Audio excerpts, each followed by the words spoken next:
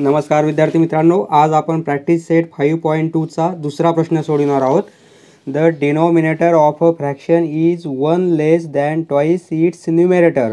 If 1 is added to numerator and denominator respectively, the ratio of numerator to denominator is 3:5. Find the fraction. आपल्याला fraction find out करायचे. एका फ्रॅक्शनचा denominator हा न्यूमरेटरच्या दुपटीपेक्षा म्हणजे डबलपेक्षा 1ने कमी म्हणजे लेस आहे. न्यूमरेटर आणि डिनोमिनेटरमध्ये जर आपण 1 प्लस केला तर तो न्यूमरेटर आणि डिनोमिनेटरचे प्रपोर्शन हे 3:5 येते. तर तो फ्रॅक्शन आपल्याला फाइंड आउट करायचा आहे. सोडूया. आन्सर. सपोज लेट दी, आपल्याला फ्रॅक्शन काढायचं आहे म्हणून let the fraction is x/y. हा फ्रॅक्शन घेतला. ह्या फ्रॅक्शनमध्ये where x is a numerator, x हा न्यूमरेटर आहे and y is a denominator.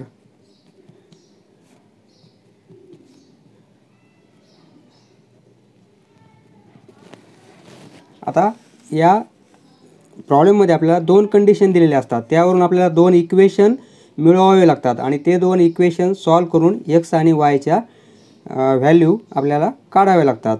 यामध्ये पहिली कंडिशन काय दिली आपल्याला? The denominator of a fraction is 1 less than twice its numerator. The denominator he condition आपण जशाच तशी लिहून घेऊ. इथं the denominator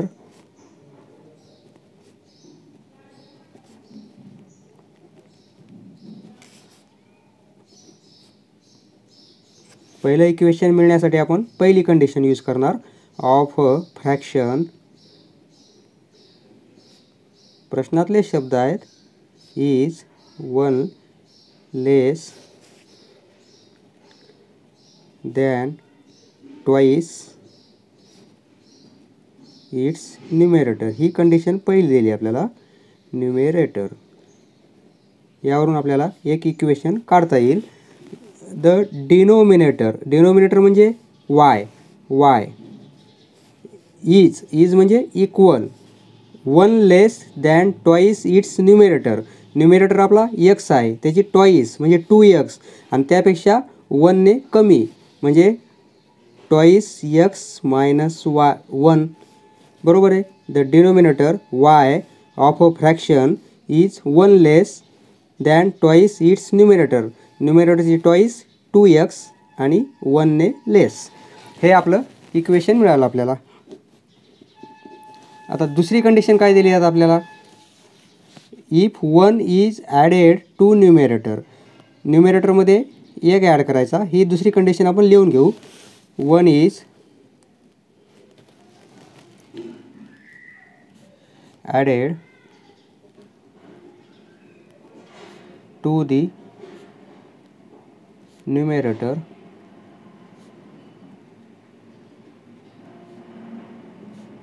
and the denominator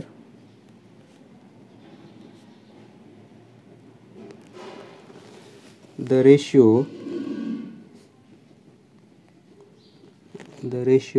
of the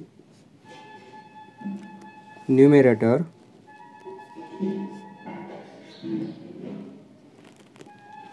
of the to the numerator to the denominator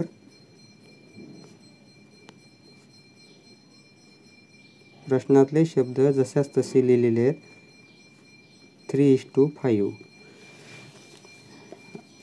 1 is added to the numerator. Numerator आपला x आहे, मग त्यामध्ये 1 add केला म्हणजे x + 1 होईल आणि डिनोमिनेटर y आहे, त्यामध्ये आपण 1 ॲड केला तर प्रपोर्शन काय येते आपले 3:5 हे दिलेलं आहे आपल्याला. यावरून आपल्याला इक्वेशन तयार करता येईल.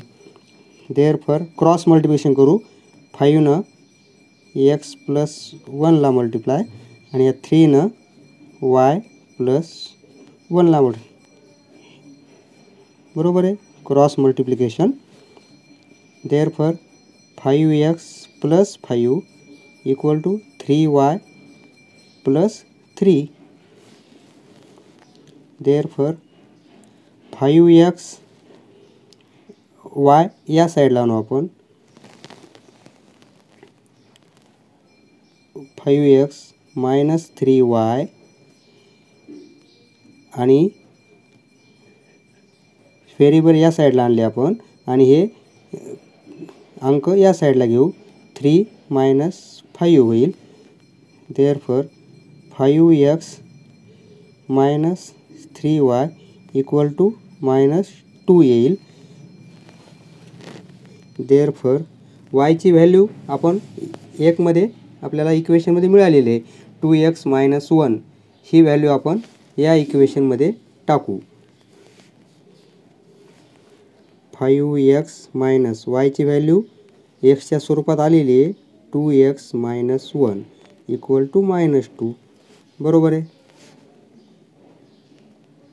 From equation 1 y equal to 2x minus 1 फक्त y ऐवजी 2x मायनस 1 आपण व्हॅल्यू पुट केली. देअरफॉर 5x मायनस सोडू आपण multiply 6x minus minus plus आणि 3 म्हणजे प्लस 3 इक्वल टू -2 बरोबर आहे. आता -6 आणि प्लस 5 म्हणजे -x.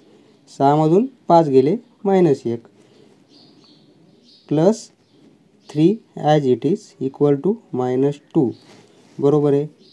Therefore -x equal to -2 हे प्लस 3 इकडं -3. देअरफॉर -x इक्वल टू -5 होईल. दोन्हीकडे मायनस मायनस साईन आहेत cancel. Therefore x equal to 5 minus minus plus झाले. एक्सची व्हॅल्यू आपल्याला 5 मिळाली. आता ही व्हॅल्यू आपण इक्वेशन 1 मध्ये ॲड करू. पुट x इक्वल टू 5 एक्सची व्हॅल्यू मिळाली म्हणजे आपल्याला न्यूमेरेटर मिळाला. इन इक्वेशन 1 वी गेट 1 मध्ये ॲड करू. We get y equal to 2 एक्सची व्हॅल्यू आपण काढली 5 आणि -1. Therefore 10 minus 1. Therefore y equal to 10 minus 1 म्हणजे 9 म्हणजे yची व्हॅल्यू आपल्याला 9 प्राप्त झाली. म्हणजे एक्सची व्हॅल्यू आपण 5 काढली, yची 9 काढली. x हा न्यूमेरेटर आहे, y हा डिनोमिनेटर आहे. देअरफॉर इथं लिहितो मी, जागा नाही आहे. देअरफॉर हेन्स रिक्वायर्ड फ्रॅक्शन म्हणजे अपूर्णांक. Fraction is x by y म्हणजे इक्वल टू एक्सची व्हॅल्यू 5 बाय 9 म्हणजे एक्ससाठी आपण 5 वायसाठी 9 म्हणजे आपला फ्रॅक्शन कोणता होईल 5 बाय 9. हे आन्सर आपलं. समजलं मित्रांनो? धन्यवाद. पुढचा व्हिडिओ पाहण्यासाठी चॅनल सबस्क्राईब करा. धन्यवाद.